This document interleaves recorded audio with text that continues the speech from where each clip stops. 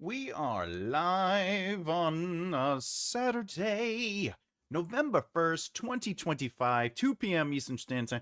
That's right, every Saturday, Sunday. That's where we are, right here, live, 2 p.m.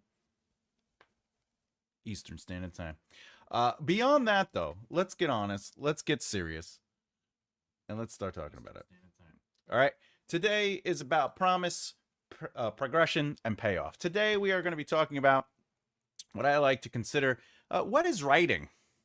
So today's lessons are going to be focused on what is writing, specifically the promise, progress, payoff. You may have heard of this if you've ever seen anything with Brandon Sanderson, Mr. Sanderson. Oh, we got, hey, welcome, Emma. Oh, look, the cheerleader reporting for duty. Rick'em, rack'em, sick'em, sack'em.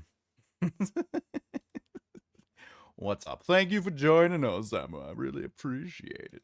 Before we get into the hoopla of everything, I like to always see what's going on and catch up and say hi to everyone. Oh, what's up, Cindy? Hello, everyone. Yeah. If you didn't know, I'm crazy. I'm crazy to the max. All right, so let's get into it. Let's wait a minute or two, get some more people to come in for the live so you can ask questions. Remember, feel free to ask questions about writing, help with your book, or general questions you might have about the business of publishing, even while I'm doing the class. I'm just going to be teaching and speaking and reading from my script that I created for this particular lesson, but that doesn't mean you can't interrupt me to ask questions either about what I'm talking about, or if you have general questions about your own books and need help. That's what we do here. Hey, good morning. Oh, I love that puppy. Look at that little puppy in that picture. Hey, Cindy, how's it going? Big hand of applause. Thank you for joining us. Wandering minstrel looking for a retune? Of course. I'm enjoying the script here. Ooh, the scribed here, though I think I'm enjoying reading the chapters more. Look, honestly, let me take some sippage for that one. In reality, by the way, it's tea. It is tea. In reality, if you enjoy the education or you enjoy the chapters, that's all. Look, it's a win-win, really. Look, if you're enjoying one or the other, hey, it happens. I'd love to hear what you're enjoying the most about. Remember, you could always leave comments in. And if anyone's wondering, Cindy is talking about the Patreon. That's right. I have this book available. Boop. Death of a King. It is only available currently in, as we would say, the Patreon. MakeItRightLeftHere.com will get you there. The scribed tier. The scribed tier. It is the chapters, but it's also educational. I teach you and talk about what the process was for me writing everything from the outline, showing you the outline, to the drafts and explaining the drafts, and then giving some guidance on top of that. So it's a lot of fun. I really enjoyed creating that particular thing. We'll talk about some more stuff as we get to the hour. But right now, let's get into it. We have 8 people here. Let's jump into today's lesson, which is, as we said, the promise, progress, and payoff. Again, if you have questions while I'm going over this, just interrupt me. Interrupt me. All right, what do we got here before we say, we got hi, Emma, hi, flowers, hi, mallows. Specifically your drink, so you don't get, that's right, I'm specifying the drink so I don't get in trouble. That was exactly what I was doing. All right, the promise, let's get into it. Whether you know it or not, all narratives begin with a promise. Knowing what that promise looks like could give you the tools to pull it out a bit more and engage with the reader. Knowing how to use the promise creates a really kind relationship with the reader, giving them enough to keep reading. Real quick, the promise.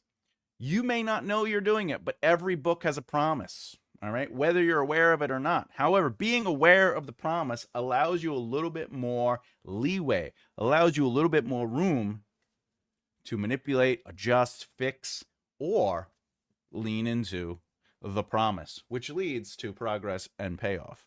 Now, Brandon Sanderson's promise, progress, payoff framework has appeared in his lecture videos. I recommend going to watch those if you ever get a chance. For a bit more streamlined explanation, I'm going to show you how to look at a narrative, figure out what the promises are, or what you want them to be specifically, and how to create a sense of progress that will lead to payoff. Again, if you have questions, feel free to ask. Now remember, all rules are meant to be broken, especially as you develop a truly refined understanding of them. This promise, progress, payoff tool is just one of many ways you can approach a book. However, if you use it or don't, the truth remains. All narratives have a promise. Knowing it gives you options. So let's get into it. By the way, if you're jumping in and you haven't done so already and you like what you see on this, please subscribe and hit that bell icon so you don't miss out. All right, let's get to it. What is a promise? The promise. Before someone opens your book, you've already made a promise with them. Yep, that's right. Is it romance? Well, you promised them a love story that ends with a happily ever after. Are you writing a science fiction novel or epic fantasy? One says it will have spaceships, the other magic, or something akin to magic. It doesn't always have to be sprickle sprackle. Of course, if you're writing Twilight, there's a lot of this going on. Oh, your blood stinks. And then the fan blowing behind Bella, and she's like, and Edward's like, I'm just saying, you're promising that one of them smells and should take a shower. But what exactly is a promise really? Is that all it is? Is the book cover? Is the book genre? No. First, it sets the reader's expectation of the genre this is true. For example, crime will have a crime, horror, horror. But the second thing is tone. Right in the first few pages of your narrative, it's telling readers how this story will make them feel. Is it going to be funny, dark, tragic? Is it going to trash the New Jersey Jets for being a horrible team? Am I right? Holler, holler. You should be doing this anyway in the prologue and absolutely in the first chapter of your book. Page 1, paragraph 1 sets the tone. And how you set the tone sets the experience of the coming narrative for a reader. You are already training or bestowing a promise to your reader that, hey, this is in this feel, this tone, and you will see genre expectations, whether you subvert them or not. There is a small promise saying, hey, big results. Now, the third thing is plot. Now, you don't need to spell out every element in the entire narrative as it is, but you need to promise the type of narrative it will be. Star Wars, A New Hope, this is the first of its kind. No one knows what to expect with Star Wars. However, what does George Lucas give us in the first 10 minutes of the film? Spaceship, droids, a princess captured by Darth Vader. Tell me where the plans are. You're a liar and a traitor to the Republic. Okay. Tell me about what's the next big shot we see after we establish the droids, after we establish the princess, after we establish the evil that men do? We see a farm boy gazing out at the stars, dreaming of adventure. Now, if you notice, it's not holding the audience's hand and telling the audience, hey, this is what the character desires. So, hey, there's a promise that we're going to get it. Okay. But without holding the audience's hand in this situation, the promise has been set. A farm boy will go on an adventure into those stars and probably, if not definitely, save that princess. However, the subversion is that the princess technically saves them. And she kisses her twin brother that she doesn't know about. Hey, Emma, Cindy, what's up? Okay, now, our fourth promise is character. Well, specifically, who the protagonist is and the characters around them. All right? The promise tells us what's missing in their life. It tells us what they care about. It tells us their their positions. And all these things lead to something interesting to be revealed and paid off through progression. For example, when we meet Han Solo, he's cocky, skilled, but he's a little selfish. He doesn't care about anybody, right? Most interesting character in the show, except for Darth Vader, or Lord Sidious. Where we are being promised, though, a character journey. Why? Because we are establishing a character basically in one position, and we're going to see him get to the end where does he become the hero or does he maintain his selflessness? The promise given is that by the narrative's end, Solo will face a choice, and he will have to choose between self-interest and sacrifice. Go get him, kid! Who hasn't seen that movie? Spoiler alert.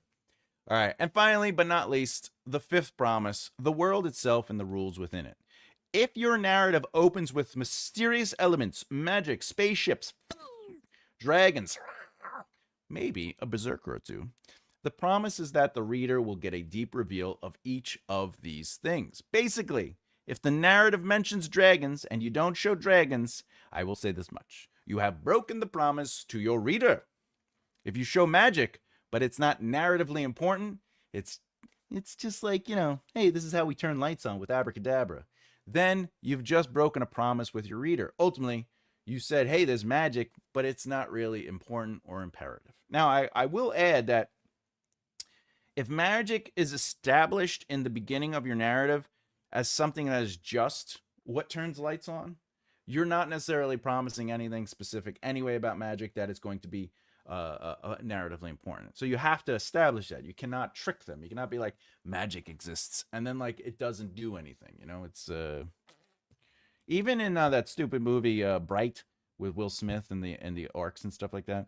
There's magic, everyday magic, and everybody's using magic, but that's still a promise that there's something greater and more mystical and magical about the world and magic in itself.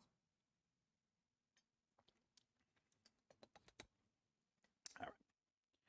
Now you're probably saying, Thomas, now that I know that, what is progress? Let's talk about it.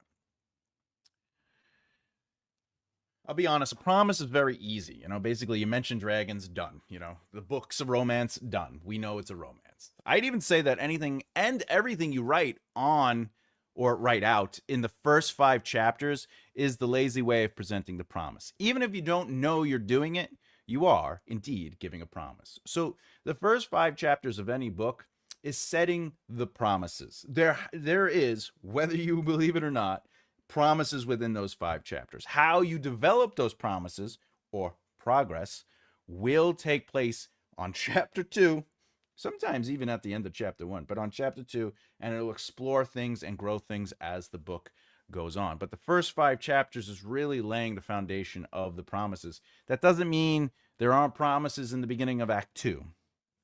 However, I would try to avoid having promises after the midpoint conflict because of the rule of cool always wins. But at the same time, I will say any new information beyond the midpoint conflict can slow down your narrative, and also you should be trying to solve the solutions and the problems and getting to the resolution in the second half of your novel. So you don't really want to add new information, and that goes for promises too. But when it comes to progression, this is why it's important to know what a promise is and how you can give it a bit of a development for your readers. I mean, how else will you keep a reader engaged for 300 pages? Well, believe it or not, that developing is the progress. That's right. When you develop the promise, when you add to the promise, when you go deeper into the promise, you are progressing the promise, and how it takes a promise and gives it room to expand on. Progress gives promises room to expand on. More importantly, progress is what creates that just one more chapter feeling where the reader is ultimately going, I want to learn more about the magic. I want to learn more about the romance. I want to learn more about the spaceships. It's a sense that we as the reader are moving forward in the narrative, but you are basically creating an invisible progression, which is the whole secret to great writing, is like, I want to show you the world, but I don't want to tell you about it in a way that you feel like I'm explaining things, right?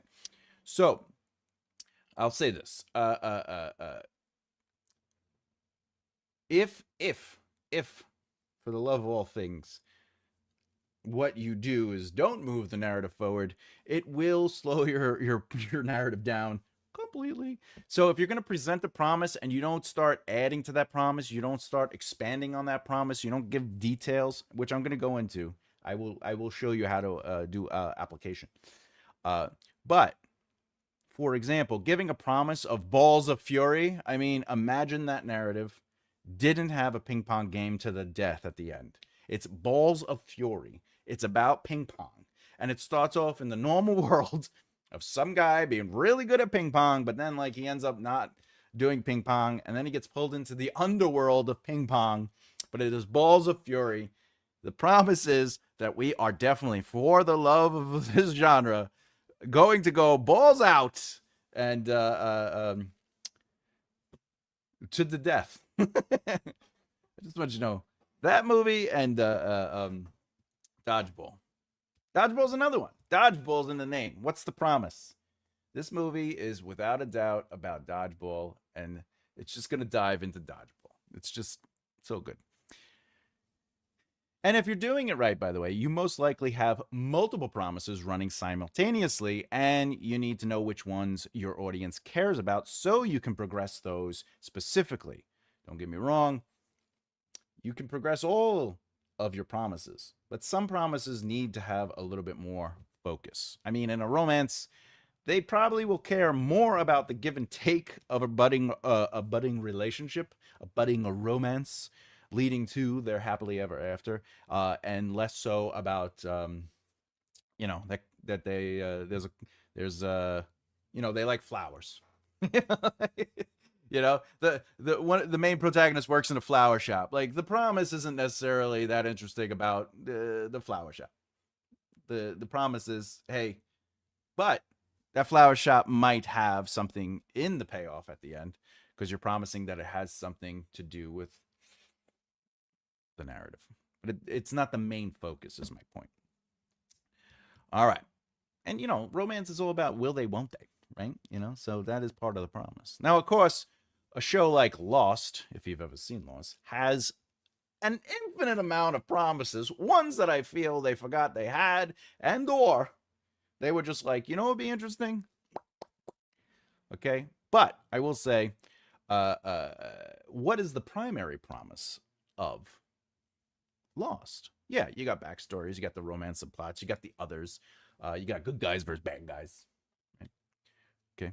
But the real promise, and the thing that audiences really were interested in when it came to Lost, is the mystery of the island. They wanted to know more about the island. They wanted to take the promise of this mysterious island, and they wanted people to see that and feed that and grow these ideas and progress them. So every episode that gave us a little bit more, not all of it, but a little bit more of the island, progressed the promise forward. Also, when they did that, they moved the narrative forward. Okay? People wanted to know, what is this place? What's going on here? Is it magical, scientific? And did this thing just disappear and vanish? That was insane. Spoiler alert. Imagine the show focused on romance triangles, ignoring island mythology for too many episodes. Oh wait, they did that completely. And what happened? People weren't really into it. They were just like, "What's going on? I have no idea. I want to know. I want to know who the ghost is. The smoke monster is. I want to know. What's the deal with the device on the ground? I want to know what the deal is with the time travel. I want to know, right?" They want to learn more about the island, the people on it, and the history of it. Not because, romance isn't interesting. They do like the romance, that, the interpersonal connections are promises, but they're not the main promise. So give time to the subplots and the sub-promises, but really your job is to progress the main promise. So how do you show progression effectively? Oh, we got some. We love the romance. I love romance too, don't get me wrong, right? But at the end of the day, crazy island, who's sleeping with who? We want to know who's sleeping with who, But what drives the audience forward is the mystery of the island in that context. Context sets up how you see your characters. This is accurate. But context also sets up how we see the promises. So true, Emma. I agree with both of you. All right. So how do we do this? How do we show progress? How do we show progression effectively? Ooh, I personally like a balance of action and romance. That is also I agree with that. But the information on the island is neither action or romance. Is my point. We're talking specifically about promises. There is action associated with the island, as there is romance associated with the history of the island. And if the romance or the action was connected to learning about the island, it was more engaging than if it separated itself completely from the island and was just like a thing they did. That's all I'm saying is if you have promises and you create promises, you can have action, you can have romance. If it's connected to the promises, it's even more engaging. That doesn't mean you can't focus on action or romance outside of the promises, but I'm saying that if you are going to present something with the promise of something happening, you have to feed it and fuel it and allow it to pay off. And that's what progression is. Me too, but I am very eclectic reader. Yes. All right. So, how do we show progression effectively? Mystery narratives, in this case, would have the protagonist basically finding clues. Now, again, they can have a romance. And in that romance, they are just within that romance, which could be separate from the narrative, within the romance, they are discovering something about themselves and their partner that actually fuels them and inspires them to understand something about a clue. And that would be how you connect the two things. They are separate, but they are fueling the promise of a mystery. Because what is the main promise of a mystery? To solve the mystery, right? So every time we fuel that progression by finding a clue, eliminating suspects, or uncovering layers of deception, and so on, you are ultimately unfolding. It's the unfolding of the mystery that is driving the intrigue, the engage, okay? However, if you do show magic in the opening chapters of a mystery, the magic will have to pay off too, getting more and more fantastical. So even if you have a mystery, why is my nose itchy?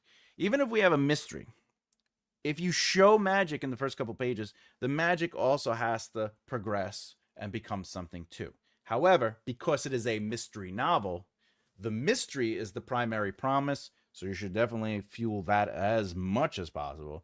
And then the magic is something that you also fuel. But if you only focus on the magic and not the mystery, you are technically not going to pay off the mystery. Now, quests and adventures are pretty much straightforward, right? It's when the narrative literally leads to the protagonist moving along toward their adventure, meaning they're going to destinations, they're overcoming obstacles, they're gathering tools, right? Because you're fueling and growing and exploring the promise of quests. And then, of course, as everyone says, they like romance. Now, in romances, how do you fuel the promise of romance? Well, you go deeper into the characters. You go deeper into the characters' relationships together. You go deeper into how walls are coming down and vulnerability is showing. You go into the conflicts that keep them apart. Because will they, won't they? You go into the challenges and how they overcome those challenges. And all these things fuel or progress the promise of romance. All right. Now, the key to have progression in the details is present, but not overly force it into people's faces. You want it to be invisible. Progress doesn't always mean moving things forward either. Sometimes a character can take steps backwards, and that's okay. But even still, those setbacks should reveal new information, develop characters, or set up future payoffs. So even when characters are failing or the narrative isn't moving forward, the whatever you do to fuel your progress, which we'll go over ways to do that, is how you build on those promises. Which brings us to a crucial point. Every piece of, and by the way, this is for all narratives in general, every piece of progress should lead to payoff. If you spend 3 chapters on your heist crew learning to crack a specific safe, that skill needs to be essential to the payoff. Even if it's not in a way you expected, okay? But it still needs to come up somehow, some way in the end. So if you set something up in the beginning chapters and then you show throughout the book them doing stuff and you're building on the progression of a promise, and then in the end, it's as if it wasn't important, stuff and you're not necessarily going to pay off. Which brings us to payoff. Payoff. And then we're going to talk about application. And then we'll go to the right mindset perspective. All right. All right. Time to deliver on your promise, right? It's time to get the payoff, okay? Especially if you made the promise in the beginning and you've been progressing it throughout the narrative. But honestly, knowing what a promise is, okay? Maybe having an idea of how to progress them in some way. Sometimes we'll fall short in narratives with no payoff, which is what we were talking about before, because, either the writer forgot about it, or they're not progressing it enough, or they're progressing promises that aren't necessarily engaging or interesting. They might be ignoring the main promises, etc., etc. Brandon Sanderson has said in his lectures, a great payoff delivers what you promise and then some. A great payoff delivers what you promised and then some. You want to give readers the expected thing in an unexpected way, or at a scale they didn't anticipate. Luke doesn't just leave his farm, go on a trip to the zoo for his adventure, and then come home and take a shower. No, he becomes the hero of the entire galaxy. It becomes more than just an adventure. He becomes literally a war hero. Frodo doesn't just deliver the ring, drop it off, go home, and take a bath in a pond. No. The journey itself changes him and Sam, challenging them, pushing them to become two little, seamlessly unnoticed people who save Middle-earth from the evil eye in the sky. But remember, all progress needs to be essential to achieve the payoff, meaning all progress needs to have purpose. It needs to matter. Here's a heist. The crew spends chapter after chapter planning the perfect heist. They walk around, they learn about guard rotation, they practice, learning how to open up the specific safes, and, they're obviously developing like contingency plans just in case it goes wrong. But then they go to do the heist, and everything does go wrong. The guards change their schedule, the vault isn't the vault they were actually practicing on, and you know what? The whole thing is compromised. Now, a weak version of a payoff in this situation is that their success, basically everything goes awry, but they somehow are still successful through basically dumb luck or a deus ex machina, meaning like they didn't plan for any of this. They planned for something else. So they're not even remotely capable of doing what shifted. And yet, they're fumbling through it and they succeed. You're basically saying, thanks for your time, reader, but this is really how I wanted it to end, and everything that you were expecting to happen not only doesn't happen, but it goes a totally different way. And that is not subversion. That's like, hey, I don't really care what you want. Now, a stronger version of that payoff would be them basically, again, it all goes awry, all right? They practice, they train, they do everything they got, and when they get there, it all goes, all right? So they have to frantically, because urgency, stakes raised, have to repurpose literally everything that they carefully planned for, okay? So the guard rotation knowledge would, in some way, help them navigate the change in schedule. Maybe they understand how they change. Maybe they understand, something. Maybe a slip up or they were following the wrong guy ends up paying off, okay? Because they followed the wrong guy during the act 2, and they were like, oh, why are you following them? They're not even on the schedule. And it's like, oh man, I thought this was somebody that was on it. No, they just changed them last minute, and then in the end, it turns out they were scheduled in. So that ends up helping. But the other thing is like, yeah, sure, they practice how to break all these different safes and the locks. They get there. the lock and the safe is completely different. But because they've been practicing, they have to improvise. They have to do what they have to do to adjust the way they open that safe. They have to basically come up with a plan B. Okay?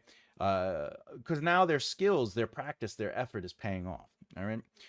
And the other thing is, like, if the contingency plans end up saving them because plan A fails, then the promise of seeing them and showing them working a contingency plan wasn't for naught.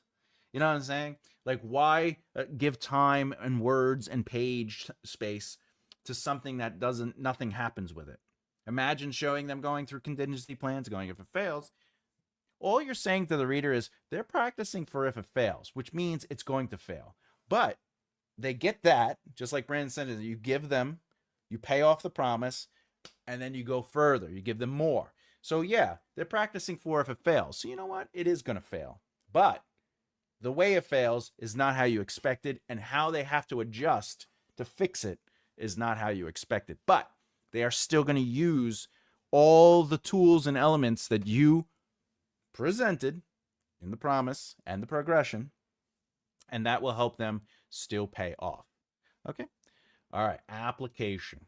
Again, if you have any questions, feel free to jump in. Also, we have a poll in the comment section. If you have not checked out the poll, when choosing what to write, what leads you? What gets you interested and excited to write the story? Is it curiosity, like, oh, this is something I'd like to really learn about? Is it emotional connection to the narrative itself, the idea? Is it a market awareness where you're like, I know this will sell? Or is it a personal obsession? I like cats, so I'm going to write about cats. Something to think about. All right, application. So how do you use all this? Well, if you have a pen and paper, or you want to watch this episode again and give me the watch time. Oh, I'm sorry. Ignore me. I'm weird. Okay. All right.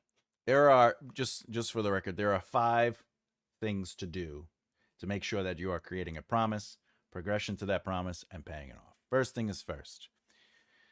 You yourself might actually have a plan to literally set up the promises. You know what the promises are going to be. You know what you want to play around with. And maybe you set that up in an outline, or maybe you just have the ideas in your pantsing. However, you might not.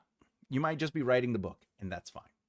So in that case, you may indeed miss the natural promises that you set up that pop up out of nowhere. For example, a relationship, technically a promise, okay? Somebody's learning a skill, like sword fighting, technically a promise, okay?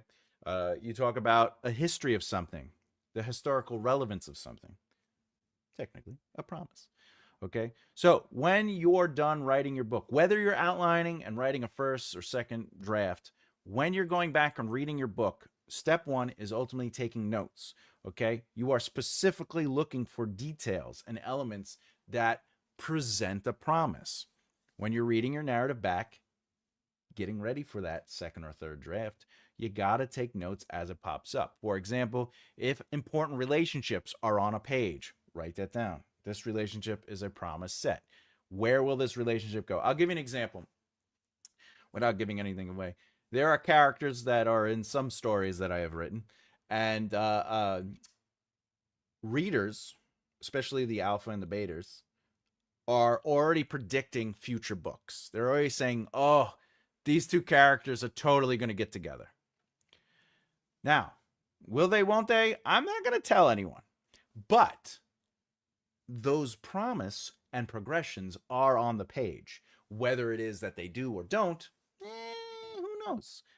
But when readers are saying, oh, those people are going to get together, that's how important relationships are. That's how important 2 characters or 3 characters, if it's poly, 4 characters of poly, whatever, right? When you're showing characters interacting on the page, if there's chemistry, if there's banter, if there's, they're basically in a situation where, I don't know, proximity, they can't go anywhere, they're stuck in a hotel room and there's only one bed, right? These things are these are creating promises, and you have to progress them, right? You may see them on the page and go, you know what, I'm not interested in them being in a relationship. I'm not even interested in teasing a relationship. that means you have to be careful to not mislead your readers and have them flirting. However, I do love it. I love it so much when there's a male character and a woman character, and they are friends. You know what I'm saying? Like, they are friends. They talk, they banter, they laugh, they hug. You know, they there's intimacy, but there's not sexual tension. There's not will they, won't they. I do love that. I do love when friends can be close to each other. I do like that kind of representation of healthy relationships in any form. But while you're reading your book, if you see important relationships pop up, if an ability is mentioned or shown, that is a promise. Write that down. Now, this is in your first 5 chapters, you know. However, as you're reading your book, anytime something new pops up, like an important relationship, an ability, specialized knowledge. Specialized knowledge. Oh, I know how to crack that safe. That's a promise. Yeah, I've been driving cars since my father taught me. There's 2 promises. They know how to drive a car, and maybe, as a smaller progression, the reveal of the father. Okay, the father could end up being somebody that is racing against them or whatever. Locations. If somebody mentions a location, that is technically a promise. How much it influences the narrative is up to you. And in historical context, okay, if somebody brings up the historical context of something, there is a chance that it'll influence the lived-in world, or it will pay off big and be the solution. What we got here? Yes! Oh my God, only one bed trope, right? Proximity, I'm telling you. That's some good stuff. All right. Number 2, after you've spotted all these items, by the way, there are more than those 5 items. It's basically anything that represents new information, abilities, skill sets, information or history, anything that is connected to the plot itself. And then remember, genre related elements. So again, if it's a mystery, anything that's connected to the mystery. If it's a crime, anything that's connected to the crime. If it's a romance, anything that's connected to the romance. If it's sci-fi, anything that's really connected to the narratively important technology, and so on. So number 2, if you spot any of these items or similar ones, write it down on a note sheet and keep track of what chapter it's in and what chapter it's not. Okay, and how it influences the overall narrative, if it does or not. Now remember, the closer the promise is to the narrative importance, you want to give more progression. The things that are sort of asides or things that you like, you know, maybe you want to go into magic, but it's not necessarily magic is narratively important, right? Because again, everybody could be using magic and it's just commonplace. This is how we turn on the lights, right? You can give that progression, but you don't want to give all your time to that if it's not going to narratively pay off the full climax. I like that trope. It can be hilarious. It can be very hilarious. I have used your PP outline to make my edit list. I have set up conflict resolution with a sentence for each, so I can check the characters are doing what they think they should be doing. I love it, Flowers. I love it. Very good. This technique is for specifically promises. So you would have another list and be like, are they doing stuff? What are they doing? You know, I'm combining my old edit list in with it and adding as I do the read through. I like that. Climax. Are we still talking romance? Hey-o!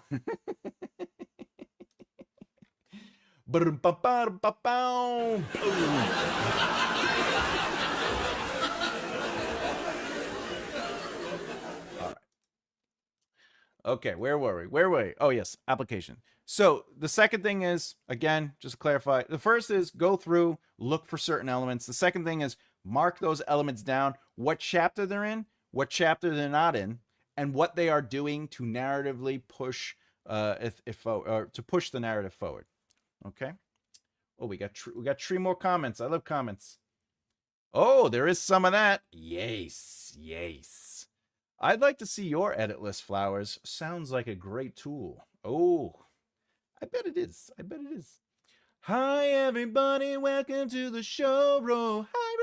Hi, Ro. All right. Number 3. Sorry. Would it be 3? Is it this? What is this? Oh, 3 is this is German 3 or is this 3? I forget. All right, number 3. All right, the adjustments come in showing, expanding, and qualifying the elements you present. So progression is going to be in how you show, expand, or qualify the elements you present. Show a character training with magic. Oh, they already know how to use magic? Okay, show them getting better, or have them struggle to have to find ways to use their magic in a different way. Okay. It's a variation. It's a TJB variation. There we go. TJB. The TJB for Thomas Joseph Bellezza. Hi, Cindy. What's up? TJB, Thomas J. Bellezza.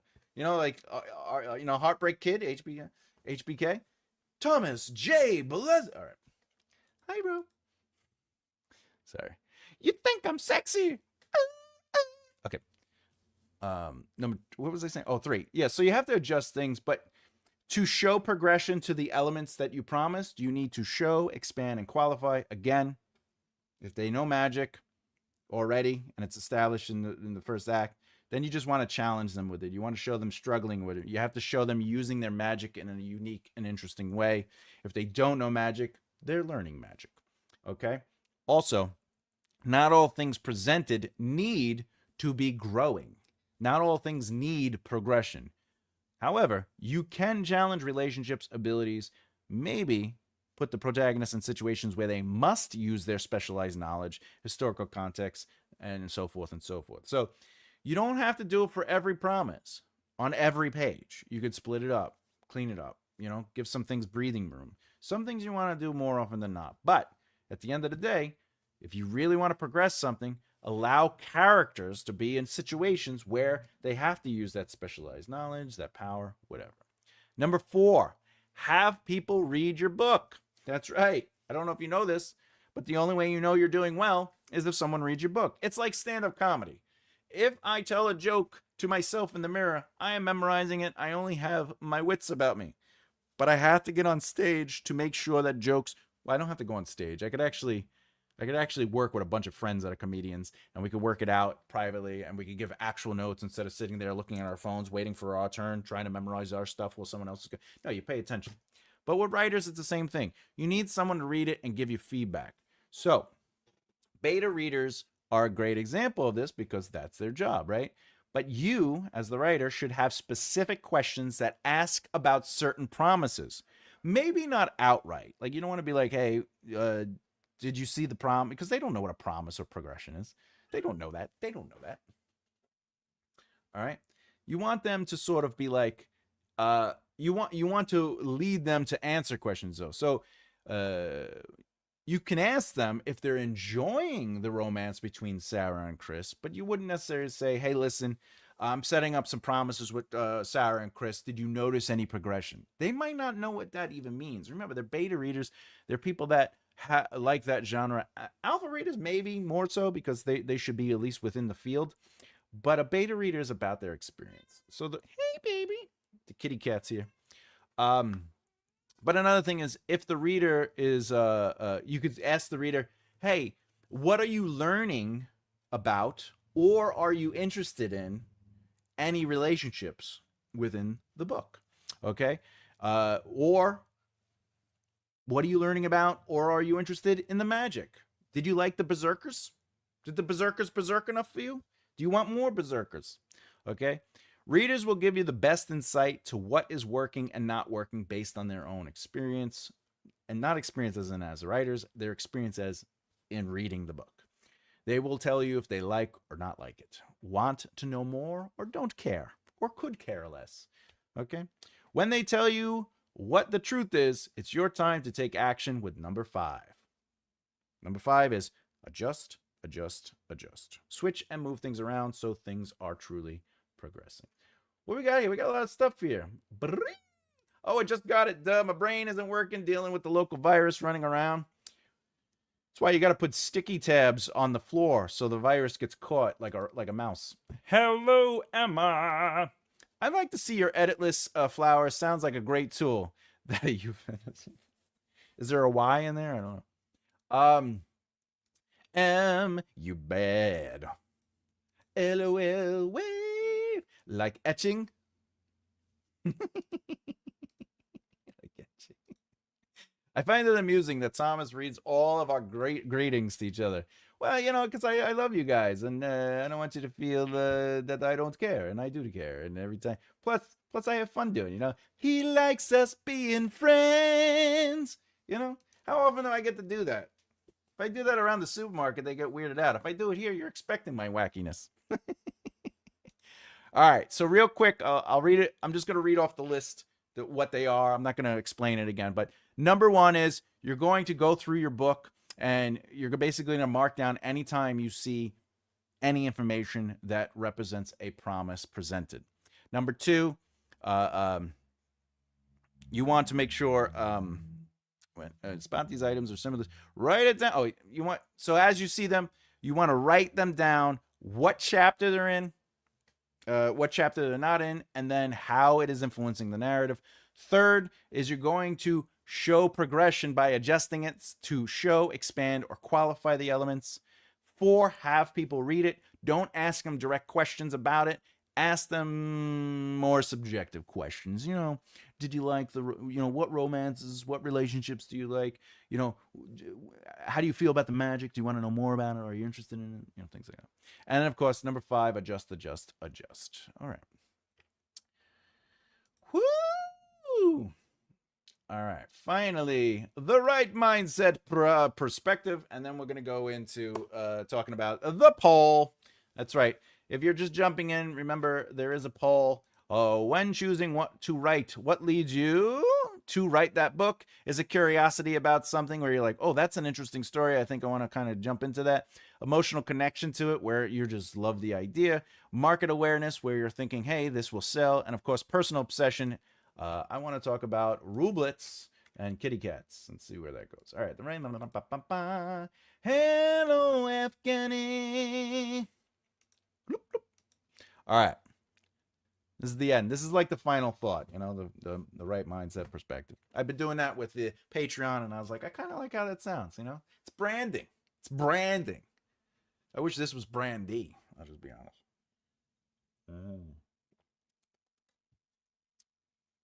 Remember, promise, progress, payoff is something to look for.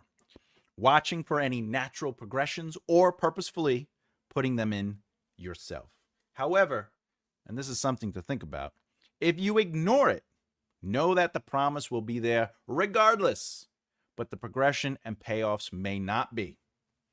All I'm saying is that you're a writer, and every time you start something, a narrative filled with romance, magic, or spacecrafts chasing around a killer in a crime thriller noir, you're making a promise to the reader. You should and must respect that promise. So, show meaningful progress to deliver a strong payoff. Otherwise, readers will finish your book and be finished with your book. Finished with your books. I know, that sounds insane. Think about it. Your brand is based on many things, one being the narrative quality of your books. Narrative quality is one of those things that they experience when they read your books, right? So if it's missing payoffs, if it's just things happening, right? You want people to feel like they can trust the relationship you're building with them in each book you publish. If every book feels like things are going to happen and happen and happen and happen, and then no payoff, no anything, they will not come back. Fool me once. Shame on you. Because ultimately, that's what great storytelling is, respecting the contract between writer and reader. They then exceeding expectations in ways they never saw coming, but realize were inevitable, especially when they do a second read, because holy crap, this all came together. And I promise you that if you subscribe, you'll get more and more craft lessons from this channel, am I right? Anyway. All right, so there it is. Promise, progress, and payoff. All right. Does anyone have any questions? Any questions about this particular lesson?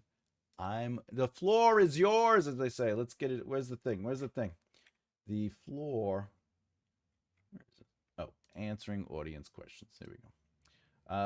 Oh, we got a whole bunch of Afghans. Hello, I started brainstorming a new book. Hooray! Congratulations! That's fantastic. I love hearing that. You know why? Because sometimes we don't have time to write a new book, but we always have time to brainstorm and outline. Also, have to make sure you earn the payoff. Just read a book, great bones, but the story left me empty because I feel they didn't earn the ending. Ain't that for sure. Ain't that for sure. Speaking of, what chapter are you on, Cindy, on the Death of a King? I would love to know what chapter you're up to. There's a lot of promises in that book. I just want to put it out there. You're on chapter 3? You read 3? So that means you read the Aaliyah chapter. I love Aaliyah. Aaliyah is close to my heart. Probably because I'm also a minstrel. All right. Though I do. Devious is like, I love Devious, but Aaliyah is like that character that I enjoy going to her chapters or when she's on the page, because she's got a little something, you know. All right. If there are no questions, I'm going to jump to the poll. We could talk about the poll. All right. If anyone doesn't know, you're here. You're checking. Devious, not Darius. That's correct. His name is Devious, as in he is devious. But Devious is not devious. He is the protagonist, and he may or may not be the good guy. But I love the name Devious. It was a joke to start off when I first created him, and out of nowhere, the name just was so good. I was like, why does this work? Why is his name working? I have a different question. Can you go over how real things have to be again? For instance, a ninja star not being able to cut someone's clothes. Yes. You know what? If you want, I could absolutely talk about that. So there is... Oh, thank you, Flowers. Yeah, right? It's just such a... I don't know. It's almost as good as more or less not great. Let's put it out there. All right. I know you're making a joke from our conversations, but I want to say, when you're creating even fantasy or sci-fi, there is an in-world reality, okay? There are certain limitations or rules that are established in that world.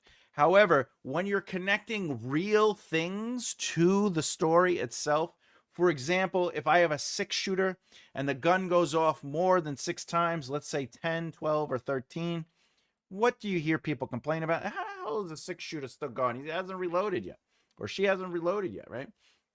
When characters are fighting beyond their capabilities, it starts becoming a little unbelievable.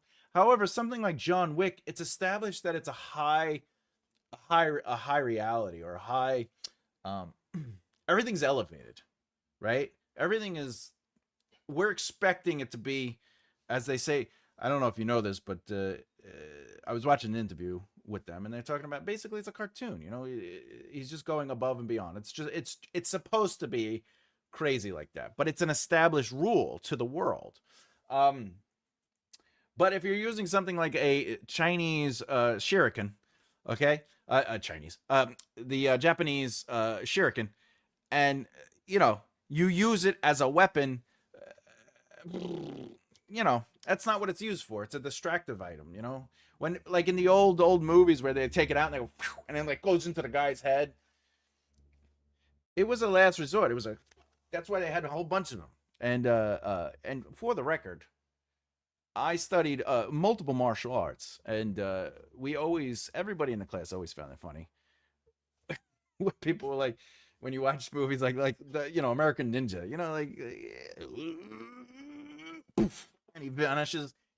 It's established in the opening that that's possible. But if he did that out of nowhere, but real world logic can't be manipulated in real world situations, if that makes sense.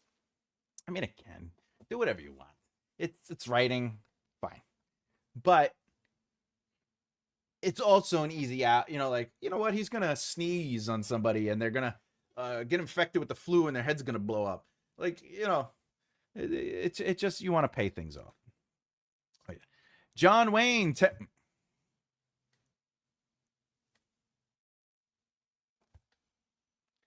I know, Afghani. I fixed it. I fixed it myself. I know. I said and then I said Japanese shuriken. I fixed it. I love devious course. I know how to pronounce devious. It's probably the easiest name to pronounce. Though, to be fair, Zoliva, I had people say her name incorrectly. But this is my rule on names and pronounce anything. Like silation, some people say it's not silation, it's, whatever, salation. I've talked about this before, and I think it's important for anyone to listen. As soon as you get the book, as soon as it's in your hands, as soon as it's your experience, the names could be whatever you want. However, like people could see devious and be like, is this devious? Yes, fine. Whatever allows you to connect to those characters, because it's your world. You're the one sitting there reading it. You don't have me over your shoulder and be like, wrong. It's Celine, or it's Emlyn, or it's Sanaya, a Garion, like, I'm not there. It's yours, But Thomas, Rambo doesn't have to reload his gun. No, but he does throw his gun to the side and pick up another gun. He also uses his knife. And he uses a knife for realistic things. But if you're talking about the first Rambo versus second, third, fourth, and fifth, it elevates through each film, and they establish that in the opening world. So in Act 1, they establish how they elevate the action. In the first movie, it's more quote-unquote realistic and grounded. To be fair, he uses bows and arrows mostly in the first movie, and his knife. All right. There's a misconception on how armors work. Yes, for sure. A lot of armor can be pierced by swords, including full plate mail. Armor, if you look at armor, is angled, and it's usually because when people are slashing or piercing like this, it's about shifting your body to misdirect the weapons. But a hammer is going to still hurt when it hits you. A ton of books I read describe sword going through armor like a knife through cheese. Well, that is fair too. A sword can't just go through armor. Like leather, it's not going to just go through leather like cheese. Depending on the kind of sword and the kind of metal, it could. But when it comes to leather, like when they like leather's thick. But anyway, I agree with you, Afghan. That's what I'm trying to do with my Cosmic Hero. It's a high reality with superheroes and characters inspired by anime and video games. Right there, just reading that, you have so much leeway on manipulating, quote unquote, the logic of reality, because Cosmic Hero already in a world we can't relate to in that sense. So you have total control of making it what you want, establishing those rules in Act 1. The superhero element, they can fly. Well, how? Because they can, right? But even Superman has a logic to it. There is like if you go too crazy into it, he is technically using an ability for that. That isn't just he flies. Anime. Fire blows up the planet. And Aaliyah has already made me cry. So you're doing something. Flowers. That you don't understand how much I needed to hear that.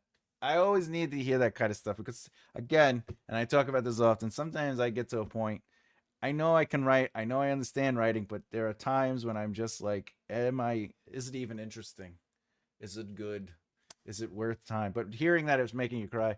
If you want to tell me privately, by the way, why she made you cry or how she made you cry, like what was it that, I would love to hear that, because that helps me understand that my writing is working where it needs to work.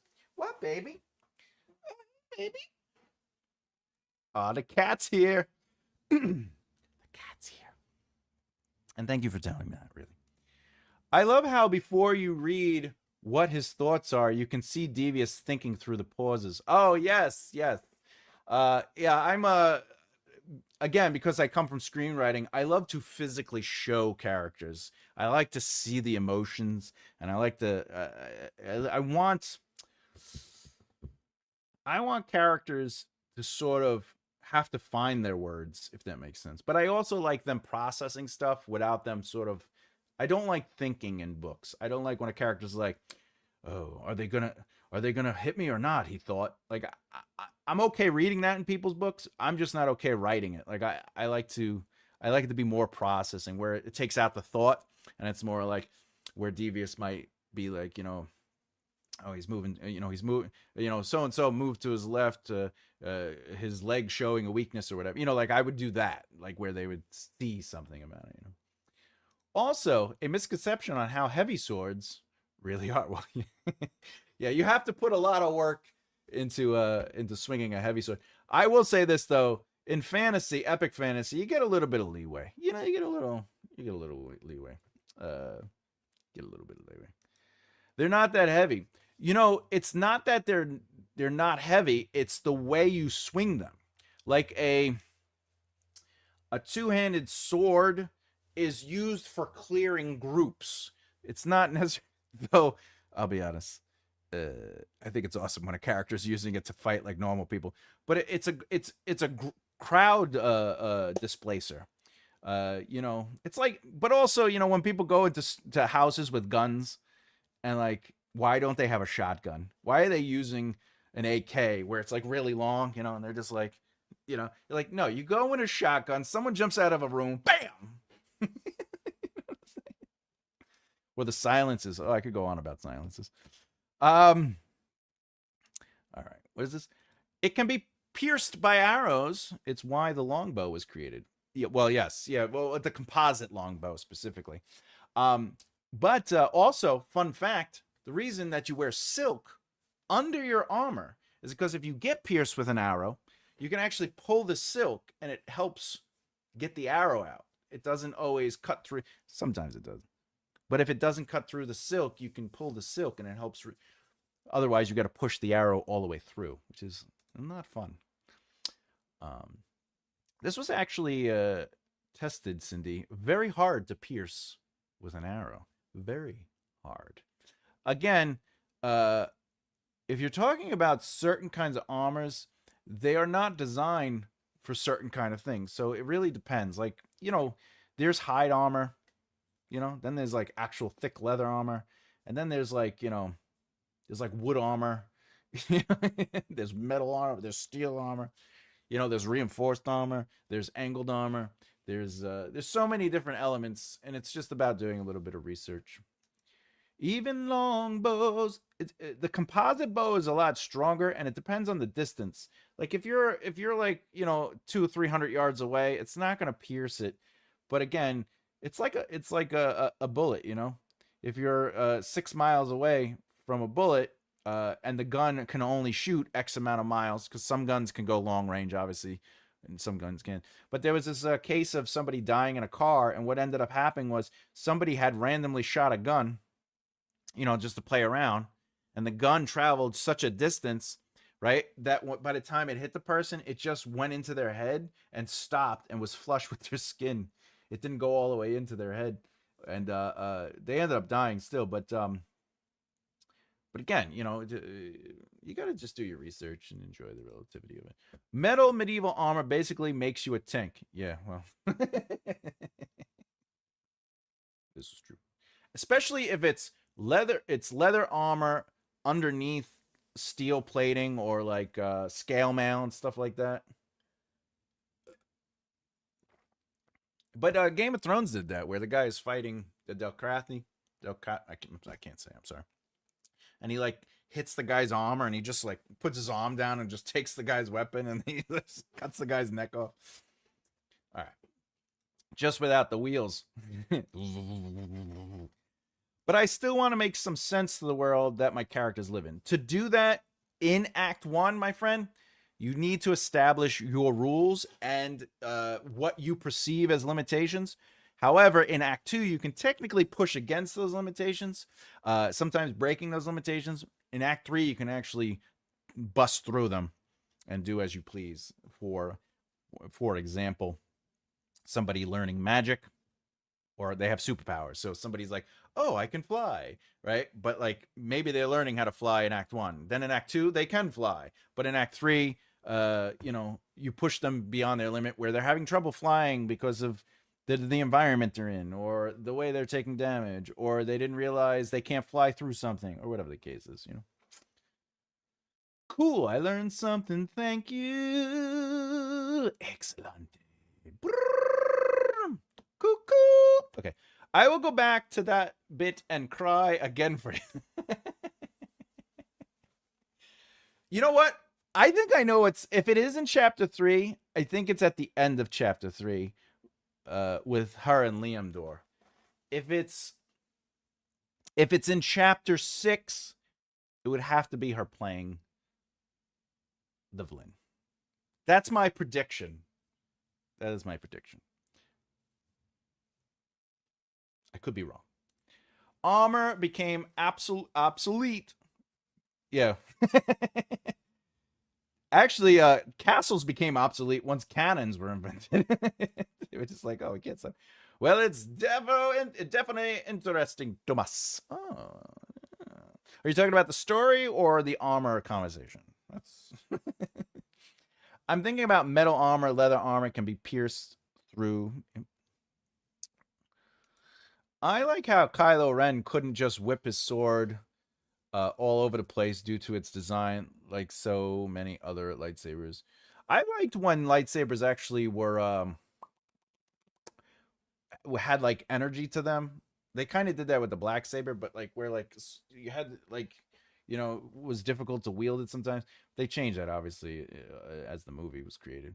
But if you notice, like Luke Skywalker has to use 2 hands, and so does Vader and Obi-Wan, and the reason was because they had like some force to them. They had like, no pun intended.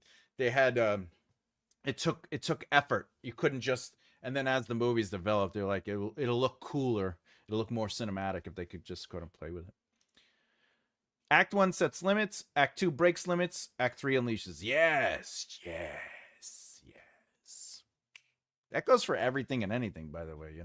If somebody is really smart in chemistry, that sets the limit of their knowledge. Act 2 will break those limits or test those limits of their awareness. The Imitation Game, I think it's called, with Cumberbatch, Benjamin Cumberbatch. He's super smart. He's a genius. He understands codes. Act 2, can't break the code. Act 3, it takes something outside of his knowledge of codes to connect him back to the codes to solve the code. He's pushed beyond his limit, and he's ready to give up, and something happens, and he puts it together. Good book. It's made me frustrated, and flowers cry. I gotta finish it. All right. I'm assuming the frustrated is good, but I would love to know what was frustrating. That's important. My show, Ali Lackey. Oh, hey, thank you for joining. My show, my character Theodore lives in Neighborland. By the way, I have dyslexia, so if I say words and names wrong, please forgive me. I'm not doing it out of disrespect. But slowly the episode becomes more serious. The style of the show is like Sesame Street and horror. What would the first episode be like? Ooh, that's a great question. Slowly the episode becomes the first. Are you saying slowly the first episode becomes more serious? Or are you saying slowly the show over time becomes more serious? Because if that's the case, by the end of episode 1, traditionally in television, episode 1 can do 2 things. It's either going to show, it's going to break things in a sense to challenge the reality of what has been presented, and that usually is done in the inciting incident. And then through the series, it'll get closer and closer to that reality, and in the midpoint conflict or the mid of the season, it would completely switch, and they're inside that world. The other thing it could do is the inciting incident could just simply just change it to the new world, and they are living in it. Or you could just start it off in that world. But I like the slowly part. I love that it slowly becomes more serious. But you could also do, I don't know if you know that, but in Act 2, you can just change genres. So when you're in the second act of your series, you could just change the genre to horror. But more importantly, um, you could also, because it's like a Sesame Street show, what you could do is the Sesame Street part is basically, Sesame Street. And then when they're not using the puppets, that's where the seriousness starts breaking down, and that's where we start seeing the horror. Then in Act 2, you can start switching it where the Muppet part is the horror and the real life feels more puppety, even though they're real humans. And even in the midpoint conflict, it could just completely switch, So there's a lot of things you can do with that. That's a really fun idea. That's a great idea. Story. Oh, excelente. I'm glad you're really enjoying it. I had a lot of fun writing that story. Yeah. That's what I thought. Yeah. That's what I thought. Wondering how Devious is going to change, what his parents were really like, and the fact that the boy Darian alludes to in the prologue may be Devious all grown up. Interesting. I will neither confirm nor deny your speculation. However, I love all your thoughts and questions. And whether or not Emlyn and Devious become friends or further enemies. Again, I will not deny or confirm, but I love where your mind is at. Excellent. Everything is playing out as it should. Also, enemy or friend, I love Emlyn.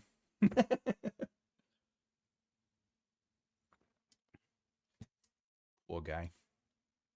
Thank you for telling me that. Thank you. I do love this one though. I like this. This is interesting theories. I'm not saying anything, but they are interesting theories. Interesting. Speaking of promises, everything you mentioned here is a promise. So, Devious to change or not change. What I present Devious's parents in the prologue as one thing, and then how others see them. So that's a promise to discover the parents. And the whole Darian thing is also technically a promise. And that, what you're saying, is a relationship, right? So it is their friendship or not friendship. So friends or enemies. And what is the promise? Will they, won't they become enemies or friends? Pain. That's fair. One of my best friends who was one of the alpha readers, he loves that Emlyn is a pain in the head. He's like, this character is so great. I'm looking forward to more Devious with Mr. Wolf. All right.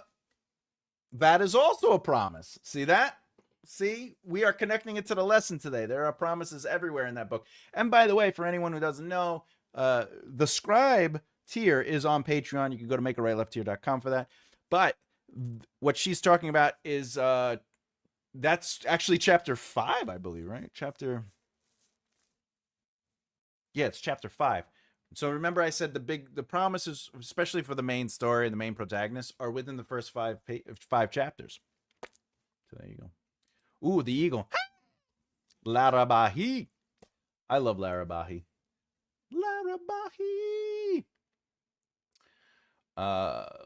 Yes, very good.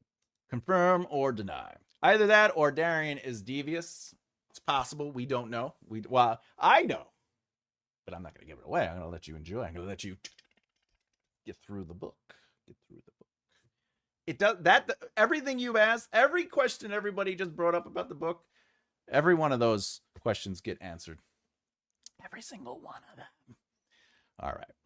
Let's I love that we're talking about this. Okay. When choosing what to write, what leads you to? We have curiosity. I'm interested in writing about this story. Sounds pretty curious. That's at 36. We have emotional connection. I am drawn to this emotionally and I want to write about it. 45% is in the lead. And then market awareness. Seems like no one cares. And I am on that boat, by the way. I I don't write to market unless you pay me, unless you hire me to write your book to write to market, and you're like, I need this to be a romance. I'm in. I love writing romance, but not for myself. I like writing romance in my books, but not a romance, if that makes sense. Personal obsession. So there we go. Emotional connection. I love it. I love that we had 11 votes today, and emotional connection was the top answer. Very good. Very good. Very good. Very good. All right. Oh, you know what time it is? Do you know what time it is? It's time. Bloop. So if you didn't know, I have a book called Breaking Down Success, the Foundation for Longevity. Go to makeitrightleftheare.com. This book is available currently on makeitrightleftheare.com. I am way past the midpoint section, way past the half point in the second draft. I am flying through this book. I am currently reorganizing my time to focus on this book solely so I can get it done by the end of the year. I am having a blast with this book. And of course, we were just talking about, everybody was talking about Devious and Aaliyah and all those characters, and the wolf. Death of a King is only available on Patreon through the Scribe tier. Now, just to be clear, you will get an inside look at the creation of that book as well as the chapters, and you get insight from me. And then I also give direction and some other advice you can utilize on your own books. So it's not just it's not just the chapter a week. It's also educational. But the Scribe tier also gives you the first 2 tiers on Patreon, so you get all those tips and tricks, and there's free downloadable utilities, all great stuff. If you are a part of the tier, the Scribe tier, you will be able to access the lessons that I'm going to start creating, the video lessons where I create a class. So you get more than just a book if you join the Scribe. 2026 is going to be wild for the Scribe tier. It's already pretty sexy. So if you want how to write your books using the 27 plot point outline, or just understanding narrative, you love epic fantasy, or you want to learn how to be successful in your career, makeitrightleftheare.com. All right, I did it. All right, what do we got here? Curiosity and then emotional connection. Yes, I agree. Curiosity, yeah, like when you're interested in a story, when you're just like, oh, this, I like really want to explore this. It's definitely, I would say both of those things are the reasons I even wrote the Maven Wars, the saga, because I was curious about these characters and seeing where they go, but I did have an emotional connection to it, which gave me the energy, the fuel to really do it. I finished it today. What did you finish today? You finished. What did you finish? You finished your book? Are you saying you finished your book? Your book is finished? Let me know what you're saying so we can celebrate. I write out of emotional connection, action, superheroes, etc. And because of personal obsession with said interests. I love it. I love it. I was thinking of having a sprinkling of POV and first person when speaking about a particular character, then go to third person by trying the first to the scene in third. Do you think that could be cool? I actually have a client that tried that, and if it's within a chapter, it's confusing. So like if you're like in first person while the character's dealing with stuff and then you jump to third person, it's confusing. However, the solution was that anytime a chapter was in the POV of the protagonist, it was in third person. And every time it was in the POV of the narrator, which was a character, it was in first person. And as long as you kind of have establishing breaks, it could be done. I also tried to do this in the Death of a King book. I ultimately ended up going with third person for the chapter, but there's a chapter called From a Different Perspective. So I played with the title, but I switched it to first person for a specific reason. And then, but at the end of the day, I kept it in third person, just because, but you can do it. You just have to be smart with it. You just got to strategic switches. Your book is finished, Flowers? Longevity book review is up. Oh, excelente. Amazon are just slow coochies. Coochies? Couchies? Couchies? Dyslexia. thank you so much, Flowers. Appreciate you writing a review. I hope you enjoyed the longevity book. If anyone doesn't know, she is talking specifically about this book, Breaking Down Success. I'm glad you enjoyed it. Hopefully, it got 5 stars. That's all. 5 stars. 5 stars. The book got 5 stars. First draft. That's right. That's what I thought. I thought maybe you finished your first draft. That would be nice. That would be nice. I think. Boom, boom, boom. All right.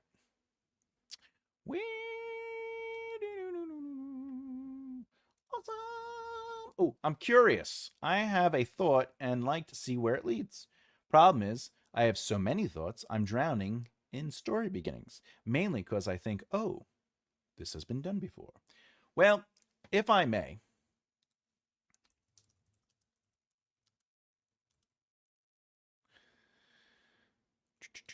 there are only 7 plots you can tell. That's it. There are 7 stories. Okay? There is the overcoming the monster, which, by the way, can also be internal. It doesn't have to be like an actual monster, but overcoming the monster. Rags to riches. Basically, they go from one style of life to a higher society. You have the quest. The quest. Okay? You have voyage and return. So they go out to do something. That's Lord of the Rings. Comedy. Tragedy. That would be a wedding. And then rebirth, where they basically turn into somebody else, which would be, if you've watched the video I did about outlining with the alien invasion, that would be rebirth. Starts off as a mundane accountant and then ends up having superpowers. Now, why do I tell you this? Why do I tell you this? Well, it's a good reason. Good reason. There are only 7 stories. So every story you could think of has happened. The thing that makes it worth writing, and this is for everyone listening, this is for everybody listening. There are 7 stories. They've all been told. But the only reason that you should write your story is because those 7 stories have never been told through your experience. They've never been told through the way you see emotions, the way you see the world, the way you see ideas. So, if you and I both came up with Frankenstein, let's say Frankenstein never existed, you writing Frankenstein and me writing Frankenstein would not be the same story. It would be the same plot. It's rebirth or it's tragedy, right? It's sci-fi tragedy. But maybe I write it more epic fantasy. Maybe I write high fantasy with some sci-fi elements. Maybe I take away the sci-fi elements and it's all magic. But it's still Frankenstein. So when you have ideas and stories, write them. If anyone out there has story ideas, they've all been told, but they've never been told through your lens, through your eyes, through your heart, through your mind. So, it has been done before, but it has never been done as you. So have lots of stories. This is why I always say, if you have lots of stories, write out like a synopsis of it, like a summary or like a treatment.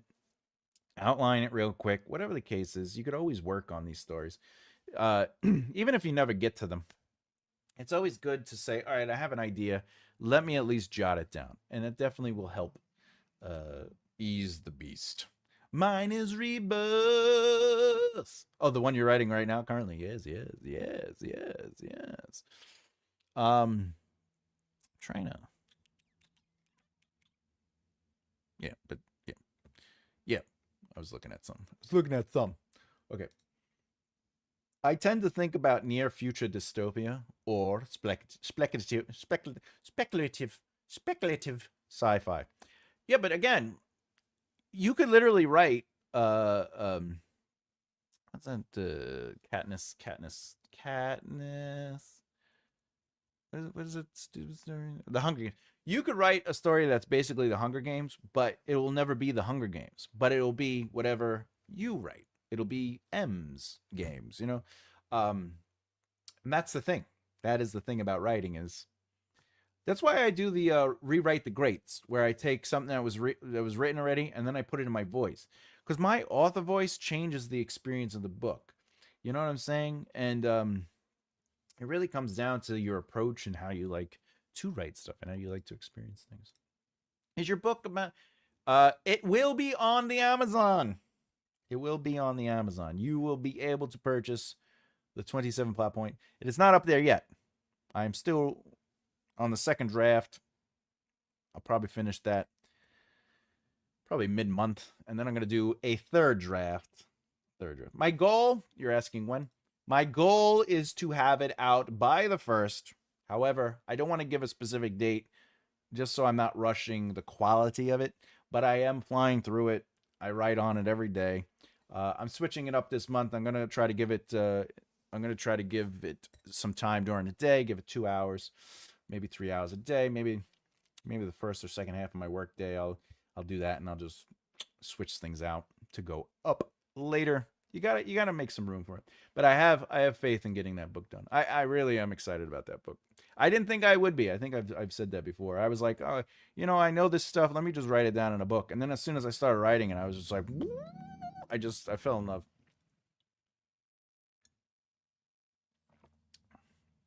90 minutes. That's not bad. That's not bad. We killed it today. Tomorrow, by the way, is write a book with me. So I'm excited about going this. Can't wait. Hope to see it soon. Thank you, Cindy. I appreciate that. Do. All right. So as they say, but can't you tell? Is this the singing hour? Are we doing karaoke? All right. All right. I guess that's it. I guess we did it all. We didn't see Man of War today, but if you haven't, bloop that beard, bloop the like button. Bloop, bloop, bloop. Oh, by the way, look at these little things they gave us. StreamYard popped these up. They're like, look, you could do little thing. Trick or treat, smell my feet. They don't have no November ones. What the hell? Can't wait for tomorrow. Can't wait to see you all. Thank you. Awesome. Yeah, I appreciate that. It's tomorrow. I love it. That's going to be a good book. I can't wait to read that. All right. Thanks for the lessons, mentor. Hey, thank you for your time. I really appreciate it. Bloopity bloop. But seriously, thank you so much for coming out. All right. I think we're gonna call it a day. I think I could use a little stoppity stip stop. It's 3:30 here. But with that said, I'll see you tomorrow at 2 p.m. Eastern Standard Time. Live as always on The Right Mindset. I'm Thomas J. Bellezza, and as always, keep developing the right mindset. I'll see you next time. Bye.